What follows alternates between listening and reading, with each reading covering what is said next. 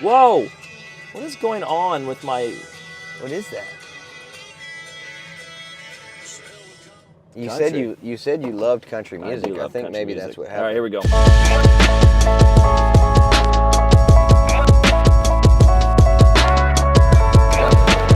to see you, my man.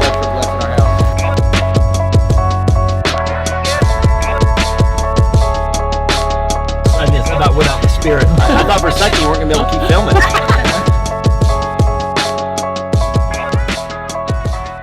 So it's great having you today at Legacy Church. Thanks for the word that you brought. It was Pastor powerful. Banning. It was a good word, wasn't it? It was a great word, It actually. was on fire. A great word. It was so funny because when you kicked off in the 9 a.m. service, you said that you were going to be reading from 1 Samuel 14. And I actually saw, all of a sudden I said that, and you guys were like, all of a sudden the whole front row is leaning over to each other, chuckling or something. Yep. And that's because they know that I've plagiarized your sermon called The Journey of a World Changer more than any other sermon on the planet. That's a real honor. I feel honored by that. Man, I got to tell you, when I became a youth pastor, I listened to that sermon over and over and over again when I was decorating my office. Okay. And then I decided to rip it off and then preach it and preach it and preach it. And eventually it became my go-to message. I have a few. You know, mine came from, I don't know if anybody remember, but the younger guys, but Jimmy Swaggart. I got a hold of hold of a few Jimmy Swaggart tapes, like he preached in Manila, you know, in the Philippines or whatever, and I just full on. I remember preaching a message about the woman with the issue of blood, and it was just pretty much his sermon. It was epic. I used it for a long time, though. I'm going to bring it back. But here's the thing. This is what I've discovered. So I don't actually think that it's a bad thing to steal someone else's sermon and preach it yourself. And here's why. Because Jesus stole John the Baptist's sermon, repent for the kingdom of heaven is at hand, and preached it himself. Yeah. Yeah, I don't know if I can fully agree with the statement that Jesus stole somebody's sermon. Yeah, so... But I would agree on this. It's all in the Bible. So it's at all the end in of the the day, Bible. it's all in the Bible. It's legal to preach, 100%. There's no revelation that we get that somehow is just ours. It's all in the Bible. That's good. Well, I love that message. It's still one of my favorite messages that you do, but today you put a brand new spin on it. Well, today was, yes, the same passage. Different message, same passage. Yeah. Still the journey of a world changer, I'm assuming, but just a little bit different. I don't call it that. Yeah, it was a different title. What was the title for today? I don't know. Encouraged. Encouraged. Yeah. I like that. Believe it or not, Allison will remember this, but I preached a message after having spent some time with you the very first time called How to Receive Encouragement Effectively, because I feel like you're one of my biggest encouragers. Totally. Well, yeah, I appreciate totally. That. That means a lot. I'm serious. It's one of my goals in life is to be the most encouraging person I know. I love that. Be the most encouraging person in the room. So. And we all need it so much, especially people who are super big visionaries. And I know for myself, like I would say I'm a visionary. I'm a big dreamer. Yeah. And you're in Nashville. This is a city of dreamers. Yes, people move here. Completely a city of dreamers. From all over the world with a big dream. I'm sure there are people who are going to watch this conversation and that are dreamers themselves. So how do we continue on towards that dream in the midst of discouragement? Because it seems like that we're all facing that pretty consistently from your message today. Yeah, totally. Well, I think that it's really interesting if you're a dreamer, you get like a picture or it's like the minute the Lord puts like a seed or a dream in your heart, you immediately put a picture of what it's going to look like and the timeline that's attached to it.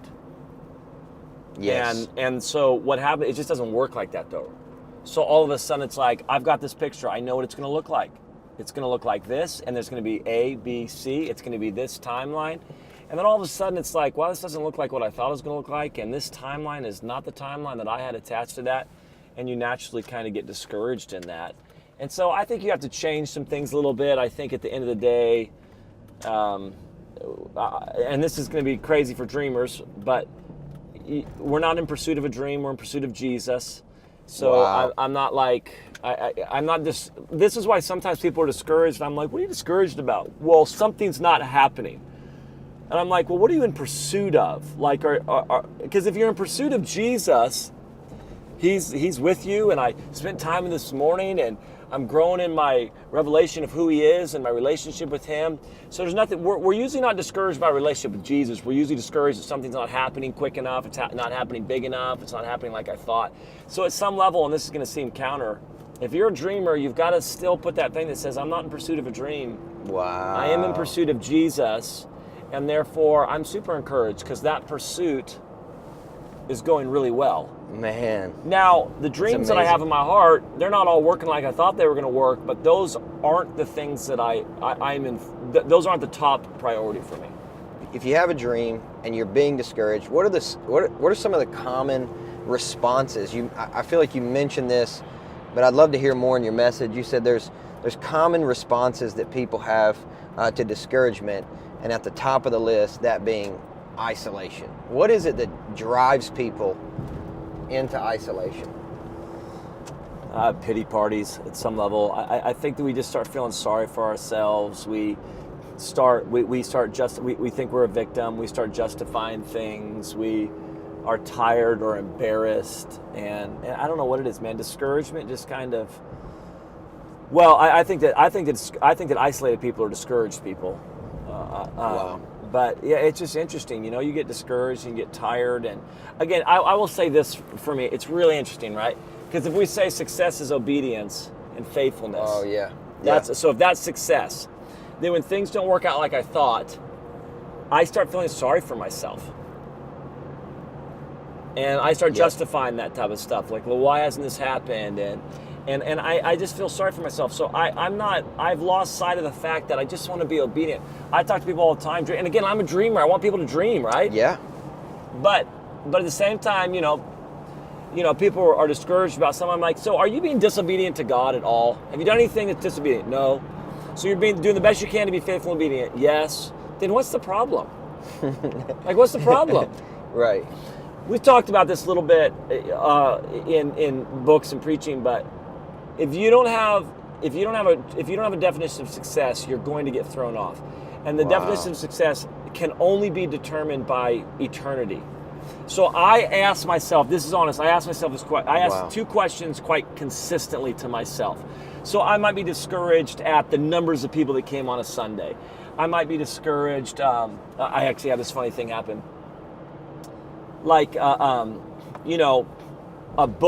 book. Right.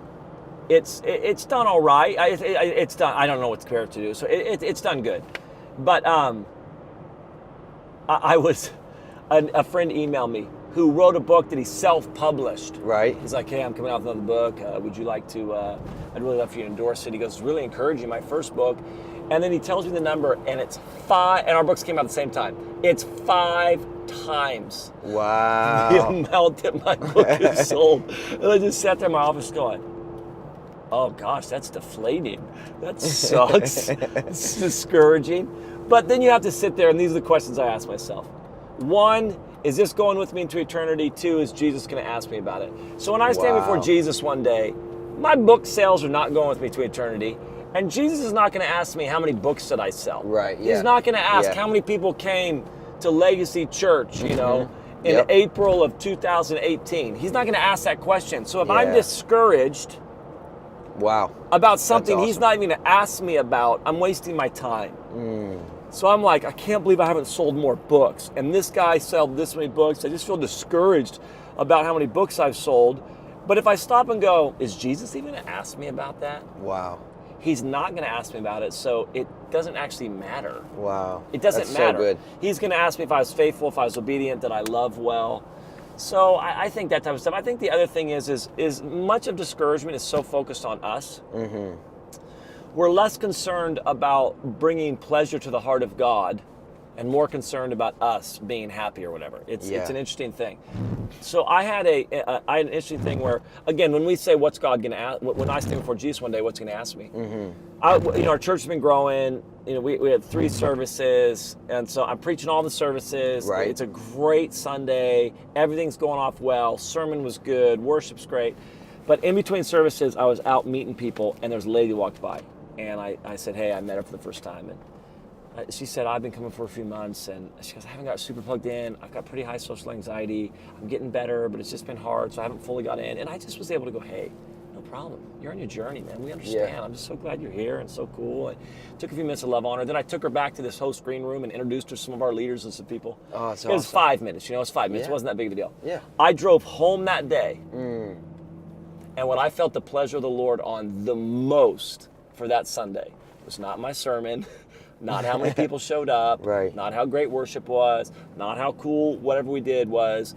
I felt the pleasure of the Lord on the 5-minute interaction I had with that lady. Wow. And I That's think amazing. sometimes like we're discouraged by how many people show up on a Sunday, and God's Right. like, that doesn't please my heart. Wow, Like more wow, people wow. coming doesn't please my heart. You loving that lady does. So does that make sense? Sometimes we're does. discouraged Absolutely. about things that don't even matter or do nothing to move the heart of God. And that's where we have to also go, okay, hold on a second. I want to see our church grow. I Yeah, want to yeah, see my yeah. book sell. I Yep. want to do all that. I really do. I want to see that happen. Absolutely. But my emotions cannot be connected to that thing because it doesn't even bring him pleasure. How many books I sell doesn't please the heart of God. So good. Me loving that one person pleased the heart of God. So So good. am I connected to that thing? Yeah, yeah. And you know the ups and downs of ministry and the course. ups and downs of people coming, not coming. And I just think sometimes God's like, that doesn't, like, I'm not moved by any of that at all. I'm moved That's by so your good. faithfulness. I'm moved by your risk taking. I'm moved by your obedience, and I'm moved by how you love people. Wow. And the rest is like, So is this the number one question that you ask yourself as you make decisions for your dreams? Is God going to ask me about this? Is that what you're asking yourself? yeah, a lot when of it. you're- It might be an obedient because this and we can. I'll end with this with what we're doing, but. I sat down with Bill Johnson one time. We're talking dreams and dreaming about what could God do with my life. And he goes, it just rocked me. It really actually just hit me right between the face. He goes, I don't really think like that. He goes, I don't wake up thinking, what could God do with my life? I wake up going, God, I want to do my assignment. I want to do my Wow. assignment really well. What's Wow. my assignment? If my assignment is in front of millions, great. If my assignment's what's my assignment? Yeah. So I think that again, I want us to dream, and I think that recognizing the dreams in your heart really does kind of show you your purpose. It shows you what God's calling you to. But at the end of the day, I have to be able to say, God, what's the assignment that you have for me? And am Yeah. I doing that? That's good. And what season am I in? Because sometimes we've got a dream in our heart, but it's not the right season. And so, Yeah. yes, what season am I in and what's my assignment?